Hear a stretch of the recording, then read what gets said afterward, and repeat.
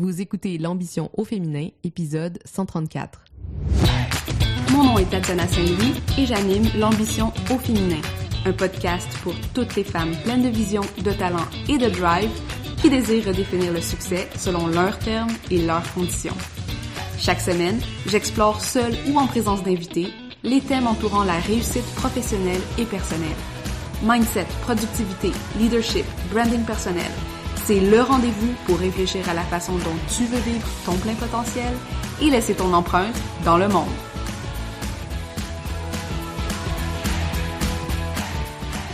Salut les ambitieuses, comment vous allez aujourd'hui? Je vous enregistre ça alors qu'il y a une autre belle journée de pluie aujourd'hui qui nous fait apprécier le fait de pouvoir rester dedans et qui me fait apprécier le fait de ne pas avoir à sortir travailler, aller prendre le métro et m'entasser comme une sardine avec d'autres humains humides pour me rendre à mon lieu de travail. Alors, vive ma vie.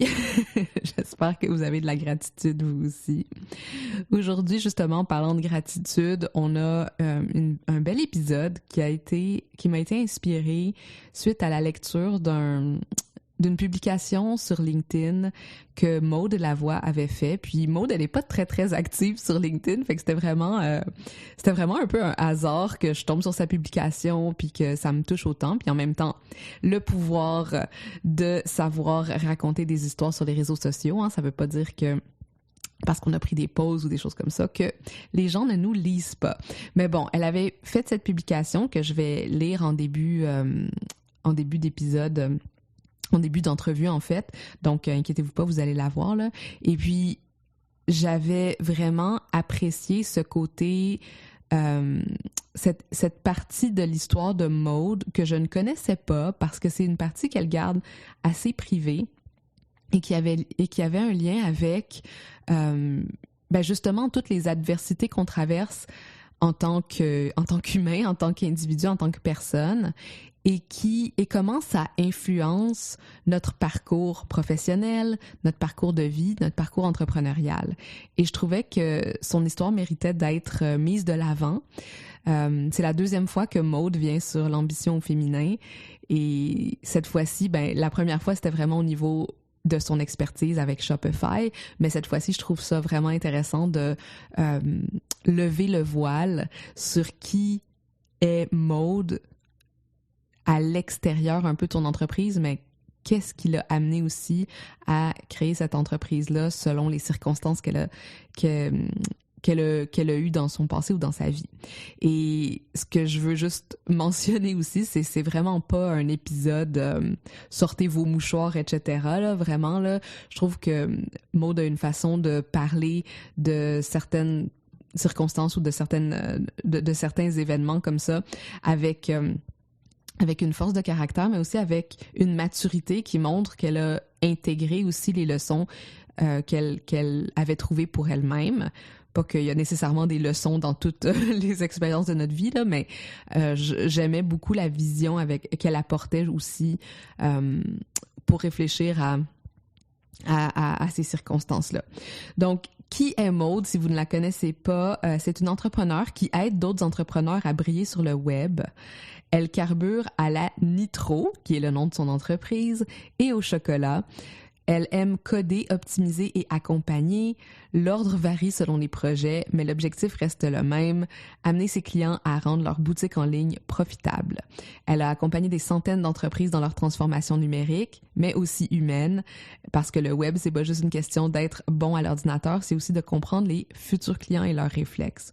Elle enseigne tout ça pour te rendre meilleur avec le numérique et te permettre de faire rouler ta business. En tant que développeur web, développeur avec un E, hein? C'est avec cette mission qu'elle a lancé Nitro en 2007 et depuis, elle a accompagné plus de 500 entreprises au Québec et en France dans plusieurs secteurs d'activité et avec toutes sortes de défis. Elle est certifiée Shopify Expert et elle est prête à vous accompagner dans votre réussite si vous êtes dans la vente en ligne, la boutique en ligne et que vous avez besoin d'accompagnement de ce côté-là. Donc voilà pour Maude et sans plus attendre, je vous laisse avec notre conversation. Salut Maude, bienvenue sur l'Ambition féminin. Comment tu vas aujourd'hui? Ça va très bien. Merci beaucoup de l'invitation, Tatiana. De la réinvitation, parce qu'on a déjà un super épisode où tu étais venue parler de commerce en ligne et de Shopify. Donc, naturellement, si vous voulez entendre Maude et que vous en avez pas eu assez avec son entrevue, vous allez pouvoir vous servir dans l'autre épisode. Et Maude, juste avant, bon là, pour briser la glace un peu pour aujourd'hui, pour commencer à se parler, dis-moi, c'est quoi pour toi l'ambition? L'ambition, je pense que c'est d'avoir un but, un rêve, quelque chose que je vais aller le chercher. Puis parfois, ça n'a pas besoin d'être un grand but. Des fois, ça n'a pas besoin d'être grand-chose, mais c'est de se prouver à soi-même qu'on est capable de le faire, qui fait qu'après ça, c'est un but peut-être un peu plus grand, un peu plus gros. Je pense que c'est toujours de rêver, de suivre les objectifs et d'y aller coûte que coûte. Puis des fois, tu vas l'avoir, des fois, tu ne l'auras pas, mais tu vas apprendre là-dedans, ce qui fait qu'après, tu vas continuer de te relever puis continuer d'avancer. Il y a comme une notion de jeu presque dans la façon dont tu en parles. C'est vrai. Faut dire que dans la vie, je suis une très grande gamer aussi. Fait que ça vient avec ça aussi. Puis je pense qu'en même temps, dans la vie, il faut prendre...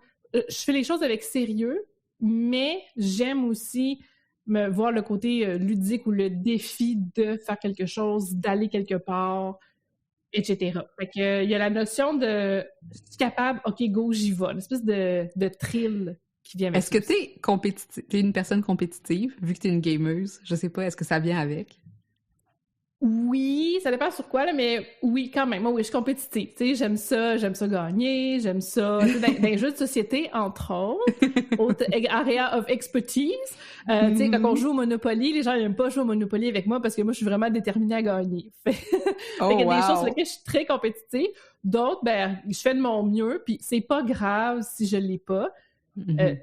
Je le dis, des fois, ça me prend une semaine ou deux pour me convaincre que c'était pas grave, finalement, si je l'ai pas eu. Là. Mais oui, j'ai un côté compétitif quand même. Oui. OK, j'aime ça. Donc, jeu, compétition, mais aussi une certaine légèreté avec tout ça. Puis, ça teinte un peu ta définition de l'ambition. I love it. Effectivement. Good. Maude, OK, je t'ai réinvitée sur le podcast, puis j'en ai parlé un petit peu en introduction, bien évidemment, parce que... récemment, tu as fait une publication sur LinkedIn qui m'a vraiment touchée et que j'ai trouvé vraiment, c'était comme parfait pour illustrer, je sais même pas comment dire ça, c'est pas nécessairement du courage ou des choses comme ça, mais tu sais, des qualités que je trouve que je vois souvent chez des femmes entrepreneurs qui ont réussi à passer à travers des épreuves et dont l'entreprise fait une partie intégrante de ce cheminement-là. Puis c'est difficile à expliquer un petit peu parce que des fois, moi, j'ai souvent parlé de business comme safe space ou des choses comme ça, puis c'est pas toujours le cas pour tout le monde que la business est un safe space, mais je pense que la business est toujours un lieu de développement de soi. Et il y avait cette publication-là que j'aimerais lire pour mettre en contexte les gens, pour qu'ils puissent aussi entendre ces mots. Puis le lien va être dans les notes de l'épisode si vous voulez aller la lire. Mais si tu permets, je vais simplement lire ta publication et ensuite, on va revenir ensemble pour en discuter. Parfait. Je te laisse aller. OK. Donc, c'est une publication publiée sur LinkedIn le 31 mai. Donc, j'ai pleuré ma vie sur Fix You de Coldplay en 2005. J'ai reversé une larme sur la version 2023 revisitée de Cody Fry, mais pas pour les mêmes raisons. Tu te demandes pourquoi je te parle de ça? Tout part de la conférence de Farai Madzima, The Only One of Your Kind in the Room, que j'ai eu la chance d'entendre au WAQ. Ça m'a brassé pas mal et ouvert une porte que j'avais fermée à double tour depuis longtemps. Cette conférence parlait de l'impact d'être différent dans un groupe, que le fait d'être le seul pouvait éteindre notre potentiel. Chiffre à l'appui, Farai nous a expliqué ce qu'on peut se priver de diamants bruts en n'étant pas plus ouvert sur la différence, et que nous avons tous un rôle à jouer dans l'industrie des techs et dans la société en général. Je me suis sentie longtemps seule dans mon genre. Sa conférence m'a ramenée en 2007 au lancement de mon entreprise. La mode de 2007, c'était une femme dans un milieu masculin, une jeune qui part en affaires sans réseau, une jeune adulte qui apprenait à vivre avec une maladie chronique. chose dont je n'ai jamais pratiquement parlé. Hier, en tombant sur la chanson de Cody Fry, ça m'a ramené à l'été extrêmement difficile de 2005. J'apprenais que je devais passer à une nouvelle série de médicaments. À 18 ans, c'est ton monde qui s'écroule. D'avoir le diagnostic qui te dit dans ta face « Tu ne seras jamais comme les autres. Tu es malade. Tu vas devoir te battre toute ta vie. » C'est aussi là que le vidéoclip de Fix You est sorti et ça a été mon refuge. Puis, j'ai lancé mon entreprise en 2007. La vraie raison du lancement de mon entreprise, tant qu'à être dans les confidences, c'est que le salaire offert par l'agence de ma région ne me permettait pas d'en vivre parce que j'avais un médicament à payer. J'allais être dans le trou tous les mois à cause de ma maladie. Puis la mode de 2007 s'est dit « Not on my watch » et j'ai tout parti de rien. Je n'ai jamais donné la vraie raison parce que j'avais honte d'être différente et de l'avoir plus dure que les autres. J'étais en colère aussi parce que je savais que c'était injuste. Nitro a été un plan B, mais parfois je me demande si ce n'était pas vraiment le plan A. J'ai bâti Nitro avec plusieurs bâtons dans les roues, mais toujours avec courage et détermination. La maladie, les embûches, les refus, « je peux-tu parler au programmeur ?» Rien ne m'a jamais arrêté. La version de 2023 de Fix You par Cody Fry, c'est une ode à la mode de 2023. J'ai bâti une femme, une entrepreneure et une maman, forte, résiliente, mais surtout bonne vivante et empathique. J'ai créé ma chance et j'ai bâti un univers dont je suis si fière. À toi qui me lis et qui est différent, tu as plus de contrôle que tu penses. Tu peux changer ton étoile, surtout si tu l'aimes pas. Tu peux te trouver des alliés. Et pour tous les autres, rappelons-nous d'être bienveillants envers la différence et du pouvoir des mots. C'est juste magnifique. Merci. C'est parti, c'était un flux inspiratoire. C'était une demi-heure, j'ai comme juste tout vomi dans mon Notion. Puis là, j'ai lu ça, j'ai fait « Je pense que c'est bon. » Je pense que c'est correct. La conférence de Farah est vraiment venue me chercher. Tu sais, ça fait plusieurs années que je vais au Web à Québec, j'écoute toutes sortes de conférences, je rencontre toutes sortes de monde, puis je suis sortie de la salle sur celle-là, là, j'étais tellement virée à l'envers. Ça m'a pris un bon 45 minutes juste faire comme « Qu'est-ce que je viens de vivre là? » Parce que ça venait d'ouvrir des choses que ça faisait longtemps que j'avais pas ressenti puis revécu. Puis je m'étais dit après ça, une fois que comme mon buzz est passé, j'ai dit « Faut que je fasse quelque chose avec ça. » C'était trop un beau cadeau à ce moment-là. Mm-hmm. Là, je me suis dit, je veux faire une publication, mais je sais pas comment. Puis là, j'ai laissé ça mariner, puis à un moment donné, la chanson, je l'ai vu passer dans mon TikTok, puis là, tac, là, ça a été comme, pouf, l'explosion. Puis là, j'ai fait, OK, il faut que j'écrive, il faut que je le fasse là. On se fout de ce que j'avais à faire, je mets tout ça sur pause, j'écris, puis après ça, je ferai d'autres choses. Puis ça va donner ceci. C'est fou quand même, parce que c'est tout comme si un cycle prenait sens aussi, hein, le cycle de Nitro, de comment ton entreprise est venue à émerger. Puis, comment tu l'appellerais, toi, dans ton cheminement de vie? Tu sais, c'est-tu un moment d'intégration, un moment comme une partie de toi qui a comme accepté quelque chose, genre? Est-ce que tu le vois... Je sais pas. C'est un moment d'acceptation à ce moment-là parce que, tu sais, avec les maladies chroniques, pour ceux qui vont nous écouter qui en ont, on est dans les cycles que on accepte, on n'aime pas ça être devant. Tu sais, c'est une espèce de, OK, j'aime et j'haïs, c'est de la merde, ça va bien. On est toujours un peu... Puis c'est des nouvelles étapes, des fois, que des fois, tu perds des acquis ou tu perds des choses. C'est ça que le tapis de glisse en dessous des pieds. C'est très anxiogène, c'est très stressant. Puis j'étais un peu dans une passe comme ça au printemps 2023. Tu sais, j'ai consulté pour ça, puis tu sais, à un moment donné, quand ça s'est arrivé avec la conjoncture de tout ce que j'étais en train de placer, tu sais, c'était un peu comme l'acceptation, la réalisation puis de voir aussi tout le chemin parcouru, que malgré toutes les embûches qu'il y avait eu devant moi à cette époque-là, je les ai toutes traversées, j'ai fait du mieux que j'ai pu à chaque fois, je me suis réalisée là-dedans. Fait que c'est pas vrai que parce qu'on est rendu en 2023, que j'ai un peu peur de ce qui s'en vient en avant, que je réussirais pas à faire aussi bien que ce que j'ai fait avant. Ça va être différent, mais je suis capable de faire aussi bien encore une fois. Je vais m'adapter, puis je vais trouver des solutions. T'sais, je vais faire comme j'ai toujours fait, je vais m'adapter, puis je vais trouver des solutions. Je vais faire comme d'habitude. Ouais, puis c'est ça qui m'a vraiment, justement, est allé me chercher dans ta publication, c'était de revenir à ce moment-là aussi où bon, tu parles du moment à 18 ans où on t'a fait cette annonce-là, bon, il va falloir changer de médicament, puis ça semble avoir été un moment charnière justement, là, dans ton histoire. Et ce moment de décision de partir ton entreprise, puis l'espèce d'espace, comme qu'est-ce qui s'est passé à ce moment-là? Parce que, tu sais, t'es quand même, justement, une jeune adulte qui a pas nécessairement énormément d'expérience de la vie, / encore moins d'avoir une maladie chronique, encore moins, genre, de lancer une entreprise. Fait que, je sais pas si t'es capable de nous ramener un peu à ce moment-là, puis comment ça a été pour toi, ce déclic-là, ou ce déclic était une période de temps, ou bref, ça a été quoi pour toi, ça? Ben, tu sais, ça a été plusieurs chocs à chaque fois. Tu sais, le choc d'apprendre que t'es malade, c'était à comme 16-17 ans. Puis après ça, ben, tu commences, t'embarques dans des traitements. Puis là, ben là, les traitements, OK, on en rajoute. À un moment donné, c'est là, ça marche plus. On retombe sur une autre catégorie de médicaments, qu'on appelle des médicaments d'exception. Puis là, c'était plus compliqué, puis tout ça. Là, ça avait été comme le choc de, OK, attends un peu, là, c'est pas une joke. Tu sais, ça a un impact pour toute ta vie. Fait que là, c'est pas juste prendre les 3 pilules, ça va aller. Là. Fait que là, il y avait cette première réalisation-là que toute ta vie, il va falloir que tu t'adaptes, que tu fasses, que ça va être différent, que je partais de loin. Fait que il y avait ça. Puis, tu sais, après ça, parce que je prenais des médicaments d'exception qui venaient avec des frais supplémentaires, ça faisait que là, quand je finis mon cégep, c'est le temps de me trouver une job. Encore des bâtons dans les roues. Puis, c'est ça. Ça m'avait tellement insultée qu'on me donne pas de chance. Puis il y avait un bout là-dedans qui était un peu de la... Tu sais, j'avais en 2007, j'avais 20 ans. Tu sais, il y a un peu comme de la naïveté où t'es comme, ben, tu sais, je suis bonne dans ce que je fais, genre, je suis la meilleure de ma cohorte, on s'en fout de ça, mais tu sais, je me demandais, je suis comme, crème, je suis bonne dans ce que je fais, puis je mérite qu'on me donne ma chance, puis c'est donc bien pas juste, puis c'est donc bien de la chenoute.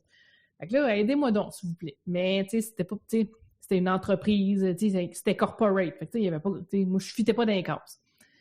Peut-être-tu en programmation à ce moment-là, ou? Ouais, ben c'était en programmation, en intégration, front-end. Okay. Fait que dans le fond, c'est programmé pour que le site web, il a l'air beau puis qu'il fonctionne.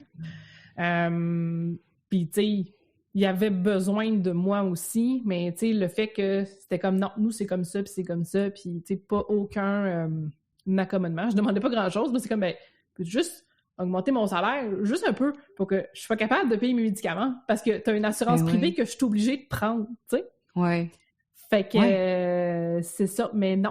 Puis je pense que c'est, tu sais, après coup, tu sais, je pense que c'est une des meilleures choses. Tu sais, je me broyée dans le bureau des RH solide, tu sais, j'étais vraiment comme « Oh my God, la vie est finie! » Puis j'étais revenue chez nous, mais là, le « Oh my God, ma vie est finie » t'étais transporté en de la colère. Puis c'est comme ça se passera pas comme ça. Puis c'est pas vrai. Tu sais, je suis comme trop bonne pour que ça s'arrête de même ou que ça marche pas, tu sais. Non, ça marchera pas. Puis moi, mes parents, ils avaient une entreprise. Puis, tu sais, je voyais la game. Fait que, tu sais, sans savoir ce qui m'attendait, j'avais quand même une idée de c'était quoi être un entrepreneur, qu'est-ce que ça prenait comme temps, comme énergie. Puis, je le savais que j'étais capable de le faire. Mais j'avais pas de contact, j'avais pas rien. Mais anyway, j'étais rendue au point où j'avais plus rien à perdre. J'avais tout à gagner. Fait que quand j'ai dit à mes parents, regarde, là, ça marche pas pour travailler dans cette entreprise-là, je vais essayer de me partir quelque chose. Là, sur le coup, là, ils sont venus sur les nerfs, tu sais, parce que là, c'est comme, ben là, tu sais, on veut pas que tu meurs de faim, tu sais.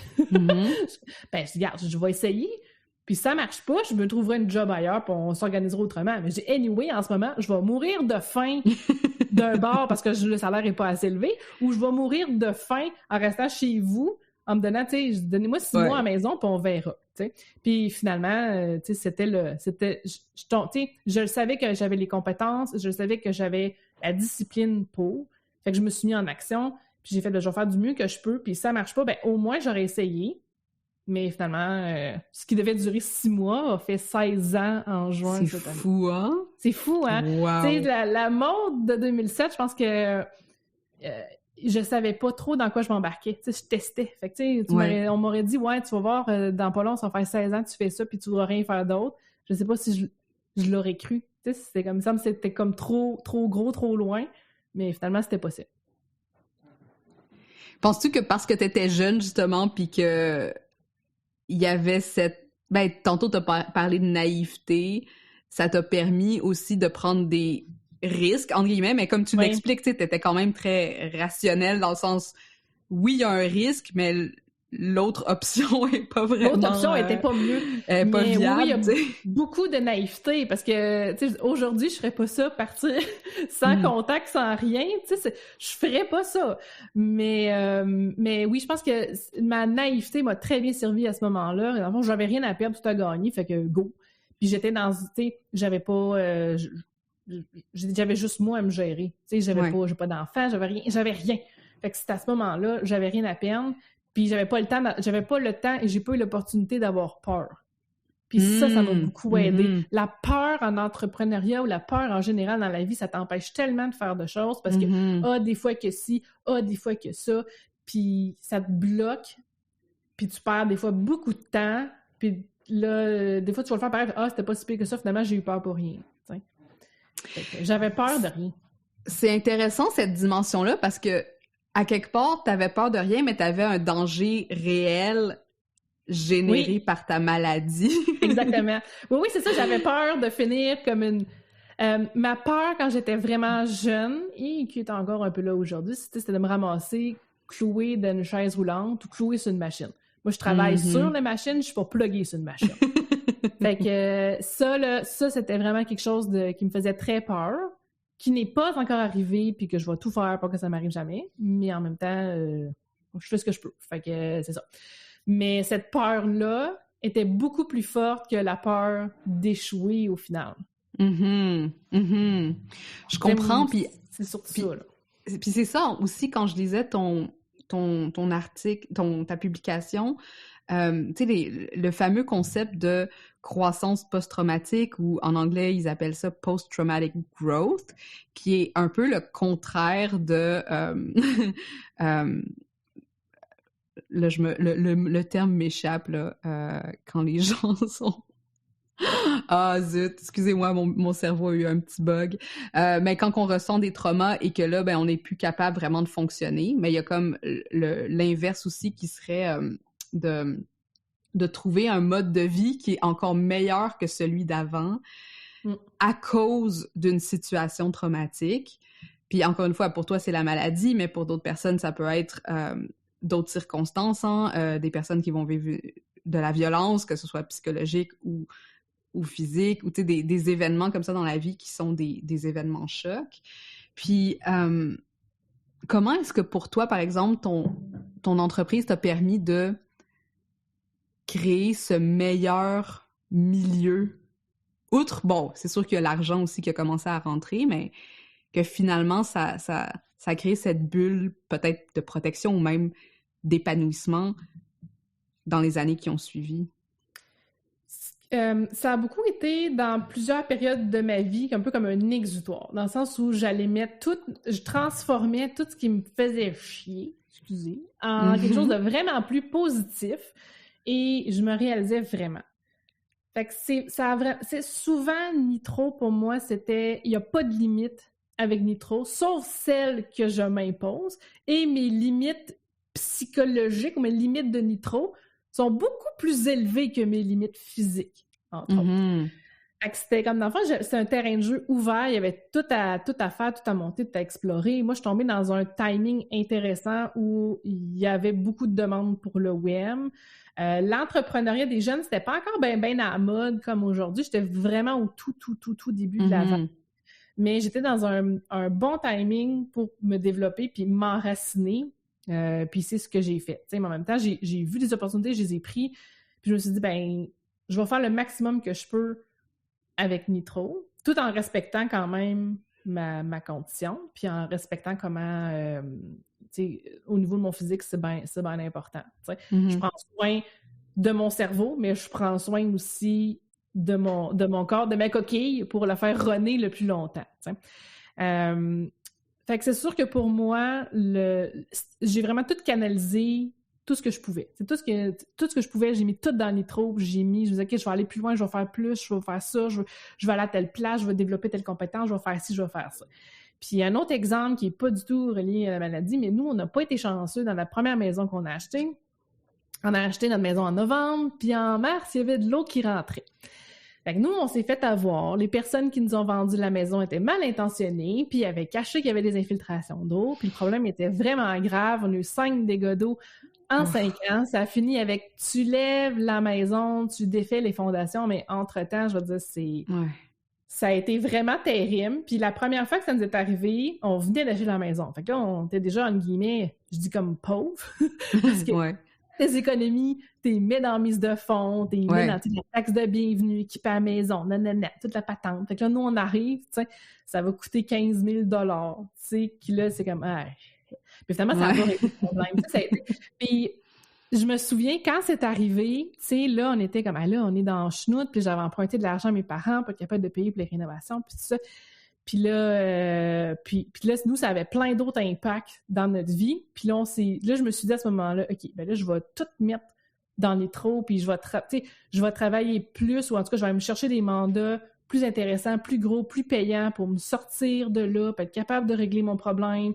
Puis mon chum, à ce moment-là, il avait changé de job. Fait que là, ça nous a vraiment donné le coup de fouet, puis comme, OK, non, on n'accepte pas ça se passera pas de même. Puis qu'on a fait ça. J'ai notre avantage, qu'on a réglé notre problème. Puis, tu sais, ça nous a amené... On a joué les cartes qu'on avait en main, on a bien bêté, parce que moi, à ce moment-là, j'ai commencé à faire du commerce en ligne, qui a été comme des ciments à ce moment-là, qui allait m'amener vers Shopify et qui m'amène où je suis aujourd'hui. Puis, même chose pour mon mari aussi, qui a fait la même chose. Puis que la carte qu'il avait jouée à ce moment-là l'a aidé pour les autres jobs subséquentes. Fait qu'on a bien joué nos cartes, puis on est quand même assez fiers de ça. Même si, en toute transparence, si j'aurais pu me sauver de ce trouble-là, de maison-là, je l'aurais fait. Parce qu'au travail de tout le reste, c'était comme la cerise sur le sundae. Là. Je comprends, puis c'est ça me rappelle, c'est le mot stress post-traumatique que je cherchais tantôt, là. C'est super clair. Mais effectivement, hein, puis je pense que ce qui revient aussi, c'est ce que tu disais, il y a eu comme un moment de refus, ça se passera pas de même, ou non, nous, on va pas, tu sais, on va pas devenir... Je sais pas, j'hésite à prendre le terme victime, mais c'est pas comme une question de s'auto-victimiser, mais tu sais, il y a le moment où est-ce que tu décides que, ben, là, il faut juste trouver une solution, là, maintenant, pour les prochains jours, et puis on verra où est-ce que ça nous mène par la suite, là. C'est ça. Ben moi, j'ai été élevée de même. Il y a pas de problème, il y a que des solutions. Ma mère, elle me répétait ça constamment. Quand j'étais plus jeune, tu sais, il n'y a pas de problème, il n'y a que des solutions. Bon, il n'y a pas de problème, il n'y a que des solutions. Fait que, tu sais, j'ai été élevée comme ça, ce qui fait que quand on arrivait devant un problème, c'est comme, bon, OK, le problème fait vraiment suer, je sac un peu, puis après ça, OK, là, qu'est-ce que je peux faire pour améliorer mon sort? C'est quoi la solution? Puis j'en ai marié un qui est pareil comme moi. Fait qu'on est toujours en train de trouver, il n'y a pas de problème, il y a rien que des solutions, tu sais. On rumine, on bougonne un peu, mais on va trouver la solution, puis on va s'organiser pour être bien aussi, au final, au travail de tout ça, trouver la meilleure solution, la meilleure option. Puis en même temps, je pense que c'est ce qui fait que je suis une bonne programmeur aussi, parce que moi, il n'y a jamais, tu sais, il n'y a pas de problème, il n'y a que des solutions. Il n'y a pas de bug informatique, il y a juste des solutions. Il y a juste un petit chemin à trouver pour contourner l'effet qui a été fait ici. Puis à travers tout ça, parce que je pense que tu sais, il y a quelque chose de super louable dans tout ça, puis ça fonctionne super bien.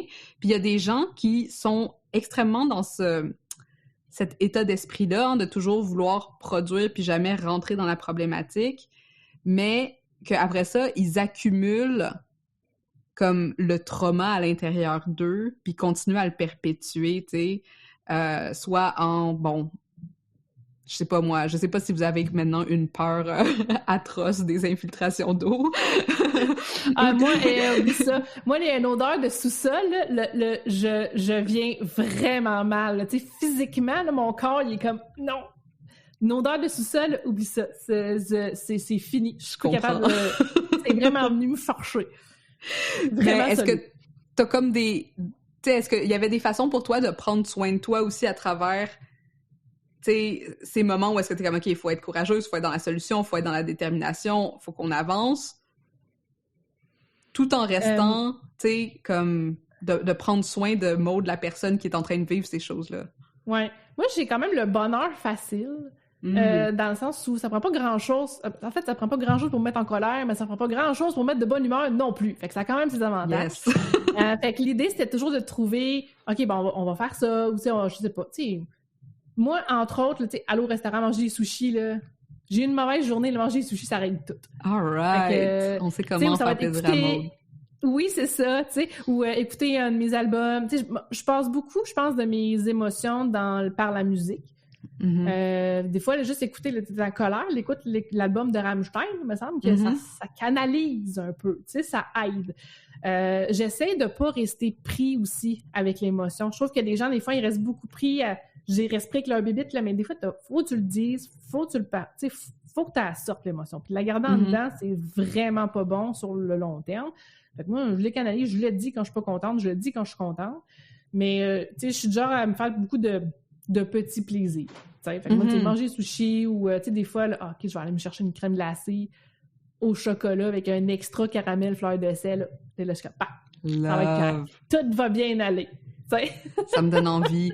Puis là, c'est ça, tu sais, puis c'est ça qui est intéressant aussi dans ta publication, parce que tu parlais aussi du fait que t'as gardé ta maladie quand même cachée, parce que tu voulais pas que ça fasse partie de ton histoire.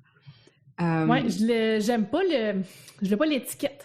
Tu sais, l'étiquette de c'est la fille qui fait du Shopify qui est malade, ou tu sais, ça, là, je veux pas ça. Je veux pas que les gens me prennent en pitié, je veux pas que les gens aient peur que je sois pas capable de faire la job. La seule personne qui décide si je suis capable ou pas de faire quelque chose, c'est moi. Love it. Pour le reste, il n'y a personne d'autre qui a à juger de ça. Je sais très bien ce que je suis capable de faire ou pas. Je suis très honnête envers moi-même. Je suis pas du genre à me bullshiter. Et oui, si je me bullshit, ça marchera pas. Fait que je me bullshite pas. Ou là, en tout cas, j'essaye de pas me bullshiter le moins possible. Fait que c'est sûr que moi, cette étiquette-là, j'en avais très peur. En me disant, je veux pas... tu sais, c'est ça. Ou d'attirer la pitié. Tu sais, pauvre petite. Non. Tu sais, ça fait partie de mon histoire. Ma maman me disait tout le temps, je disais comme si elle était morte, mais elle est encore en vie, là. Mais elle me dit tout le temps, tu sais, on a tout notre lot de merde. Dans le sens qu'il y a toujours quelqu'un, tu sais, toi, c'est ça. Quelqu'un d'autre, ça va être autre chose dans sa vie. On a toute notre affaire, notre boulet. On en a tout un. Puis l'idée, c'est de faire le mieux qu'on peut avec ce boulet-là, de s'organiser avec ce boulet-là pour qu'il nous dérange le moins possible. Mais on a tous quelque chose. Il n'y a personne qui est parfait, puis qui a pas... Puis même s'il a l'air de ne pas avoir de problème, tout le monde a des problèmes. Puis c'est vrai qu'il y a des gradations, mais on a tous quelque chose. Fait que c'est de faire le mieux avec ce qu'on a de positif, puis d'arrêter de focusser sur ce qui va pas bien, puis focusser sur qu'est-ce que je peux faire pour que ça aille mieux ou pour que ça aille bien, que je sois bien, puis de tirer le maximum de mes cartes en main. C'est tout. Ouais, puis ça c'est bien sorti dans cette... je sais qu'on revient tout le temps à la publication, mais encore une fois, parce que pour moi, quand je l'ai lu, c'était vraiment comme, OK, il y a comme quelque chose qui est venu se cristalliser, ou du moins, genre, prendre forme, puis d'avoir ces mots-là écrits, là, maintenant, devant ta communauté, est-ce que... la façon dont je sens que tu l'avais amené, c'est que cette conférence-là aussi que tu avais entendue a comme réouvert le lieu de service, de parler aussi de cette histoire-là ou de certaines parties de ton histoire. Parce qu'il y a ça, il y a ton dégât d'eau, mais il y a aussi le fait que, tu sais, je suis sûre que t'en as vu des vertes et des pas mûres en tant que femme en tech, tu sais.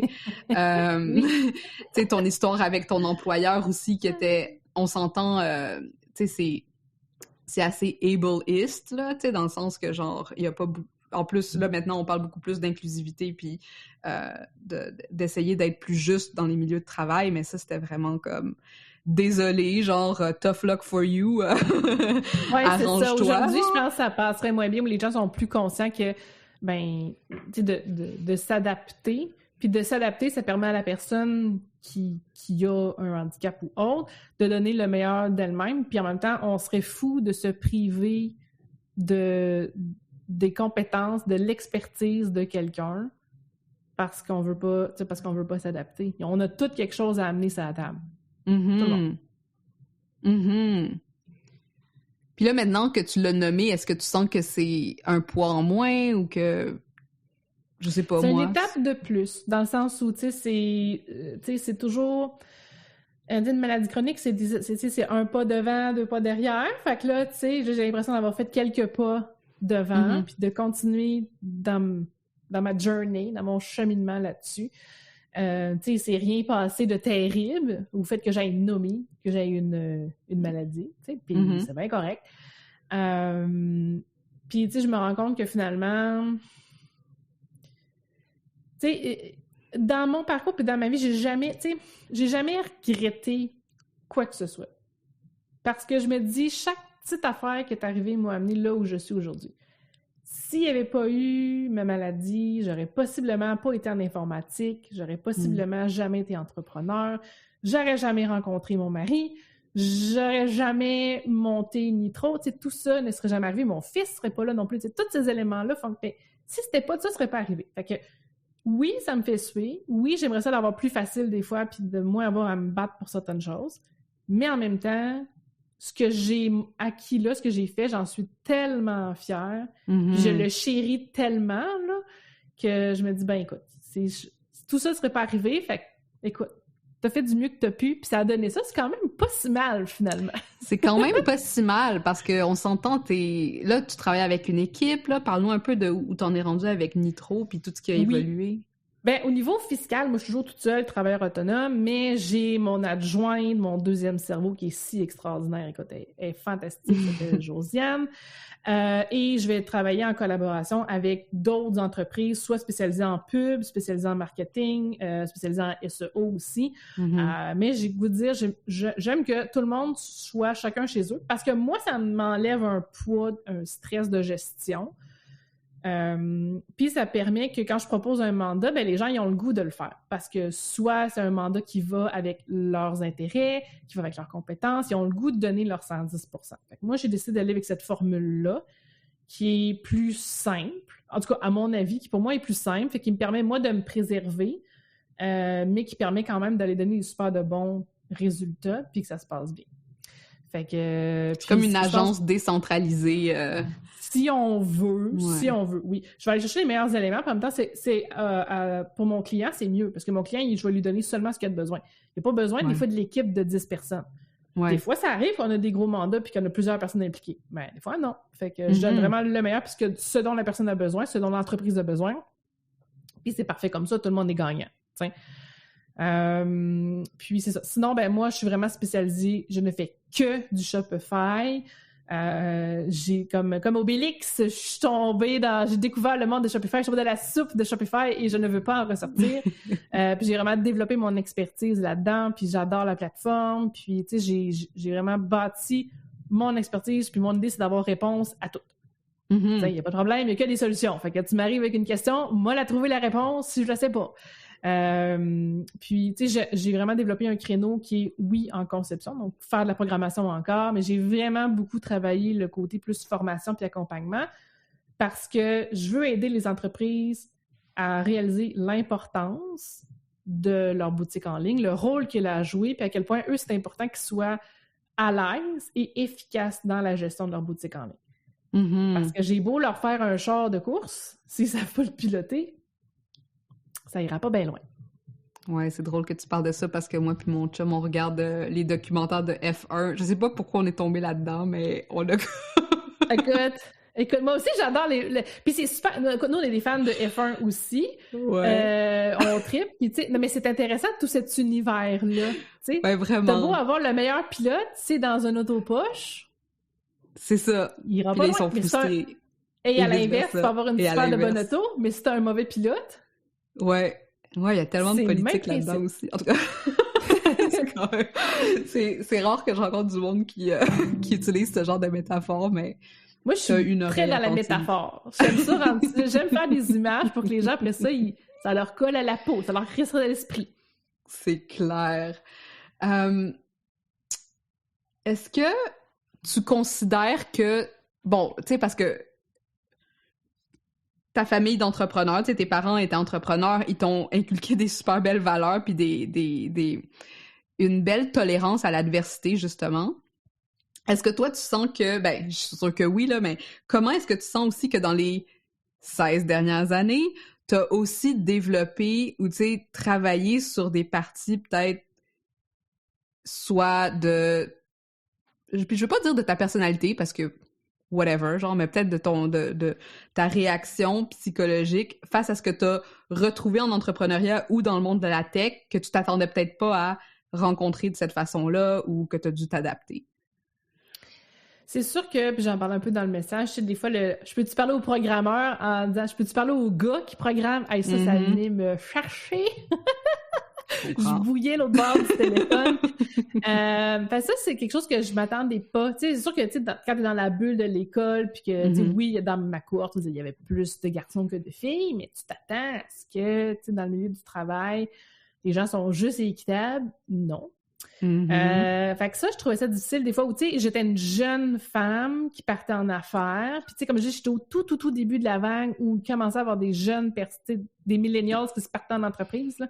Fait que tu sais, j'étais peut-être comme, je vous dis des fois, comme 2 ou 3 ans trop tôt, des fois, que c'était comme, t'es une petite jeune, tu sais, Puis t'allais-tu les voir en personne ou t'étais comme au téléphone? À l'époque, oui, à l'époque, Ouais. j'allais les voir en personne, puis tu sais, c'était là, on recule, mais oui, on avait rencontre en personne et tout ça, puis des fois, tu sais, je le sentais qui doutait. Sauf qu'au fur et à mesure que je faisais des mandats, là, tout d'un coup, là, j'en ai fait certains, puis des fois, c'est des mandats qui étaient bien ordinaires, mais juste parce que ça a donné que la personne que j'avais devant moi respectait l'autre personne. Là, tout d'un coup, tu sais, ça donnait un autre regard. Tu sais, tout d'un coup, j'étais plus compétente parce que j'avais fait telle affaire puis qui aimait telle personne. T'sais. Fait que j'ai fait mes classes tranquillement, pas vite. T'sais, aujourd'hui, j'ai goût de dire, pas j'ai plus rien à prouver, c'est pas vrai, là, mais tout le bagage que j'ai fait, toute l'expérience que j'ai parle un peu pour moi. Puis en même temps, il y a un bout aujourd'hui où je suis plus, regarde, si tu me considères pas, si tu penses que je suis pas assez professionnelle, je m'en fous un peu, en fait. Moi, je sais ce que je vaux. C'est ça. T'sais, moi, je sais ce que je vaux. Je sais ce que je suis capable de faire. Je sais où j'excelle et je suis compétente. Si tu le vois pas, je peux pas te forcer à le voir. It's a you problem. Oui, c'est ça. Puis moi, il y a un de mes mentors, quand j'ai commencé mon entreprise, qui m'avait dit, tu sais, le client a le droit d'avoir tort.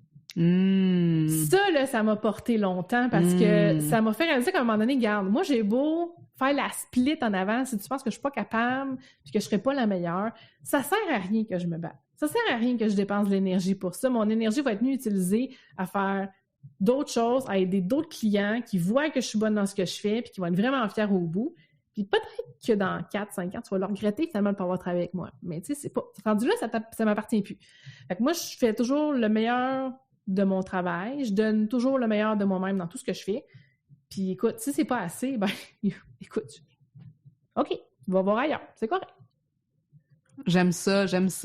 Puis aussi, ce que tu disais par rapport au fait que t'étais trop jeune ou puis que t'étais une femme en plus, mais tu sais, l'âgisme, ou surtout en tech, c'est intéressant parce que il est dans tous les sens, hein. Genre là, t'étais trop jeune pour être une bonne entrepreneur, mais des fois, le monde dans les bureaux, ils sont trop vieux pour comprendre la tech qu'ils ont besoin pour avancer. Fait que, tu sais, c'est comme... Puis là, un jour, je vais arriver au fait où je vais être une petite madame qui fait du bruit. Un moment donné, moi, être du bord des têtes grises, tu sais. Fait que là, ça va être de combat. Tu sais que c'est pas parce que t'as des cheveux blancs ou que t'as la tête blanche que tu sais pas de quoi tu parles et t'es pas compétent puis que tu t'es pas gardé à la page. Tu sais qu'il y a des boomers qui sont peut-être pas capables de faire des affaires parce que bon, ils l'ont pas appris, ou peu importe, puis c'est pas négatif, ils l'ont pas appris, point, et qui ont le cliché de la tête blanche qui sait pas ce qu'il fait. Mais moi, quand je vais arriver là-bas, je vais continuer de savoir ce que je fais, tu sais, fait que ne fera pas de petite madame qui fait du web, ça marchera pas. Là. Ah, super intéressant. Ça... Bon, tu l'as dit tantôt, je pense que la Maud de 18 ans, elle devrait être fière de toi. Je pense que tu es fière de la Maud de 18 ans. Je pense qu'après, comme, wow, on a fait ça! On a été capable de faire ça, tu sais. Ce qui avait l'air si sombre à 18 ans, finalement. 18 ans plus tard, parce que j'en ai 36 maintenant. Oui, c'est ça, hein? C'est des cycles, là, c'est fou. C'est des cycles, c'est comme 18 ans plus tard. Crime, on s'est bien débrouillé, tu sais. Puis, tu sais, j'ai fait le bon pari aussi, financièrement parlant, de partir à mon compte. En toute transparence, je suis beaucoup mieux payée à mon compte que si j'avais resté en emploi. Employé. Ouais, puis en plus, c'est pas comme si ton salaire il augmentait de façon proportionnelle à tes compétences. bien Non, souvent en c'est ça. entreprise. Non, c'est ça. Ça va selon une échelle salariale. Ça fait que moi, l'échelle salariale, c'est moi qui décide. Yes, I love it. Peut-être la dernière question que je voudrais te poser, c'est comment est-ce que, bon, ce move-là a changé ta façon de voir le monde ou de voir ta vie?